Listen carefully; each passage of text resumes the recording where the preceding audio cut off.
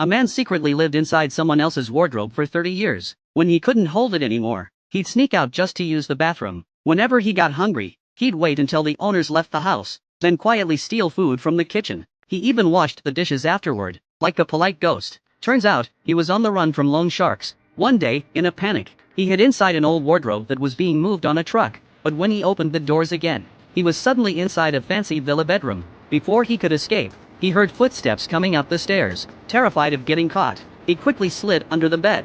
A couple walked in. From their conversation, Johnny realized something interesting. There were two wardrobes in the room. The couple used the antique one, but the second one in the back, totally ignored.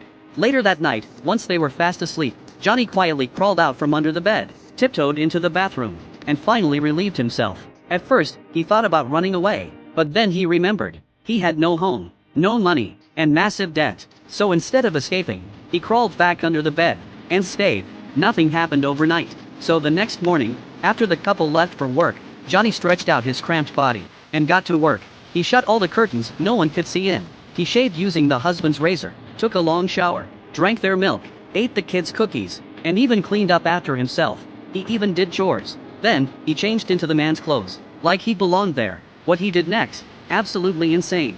To live there forever, he took apart the unused wardrobe and transformed it into a hidden passage. Then he hung clothes inside to cover the opening and made it his secret base. That's how his squatter life began. Johnny thought he was being careful, but he'd already left small clues. That evening, when the wife, Anna, came home, she noticed something strange. The dishes she didn't have time to wash were suddenly clean. She was confused and creeped out, and every time she walked into a room, she felt like someone was watching her. When her husband got home, she told him everything, but instead of listening, he brushed it off, saying she was paranoid, maybe even forgetting things lately. She started to doubt herself. Maybe it was just her memory. The next day, after the family left again, Johnny popped out of the wardrobe like usual, closed the curtains, raided the fridge, ate, drank, and cleaned. He even tidied up the wife's bedroom and cleaned the kids' rooms too, like he was the actual owner of the house. He started fixing broken furniture, really settling in. But the second he heard the front door open, that night, Anna felt it again. The dishes were washed, but this time, she didn't say a word. She just blamed herself, thinking her memory was getting worse. Later that night, Johnny just couldn't hold it anymore. He snuck out of the closet to use the bathroom, but the second he stepped out, ready for the next part? Let me know if you want part 2.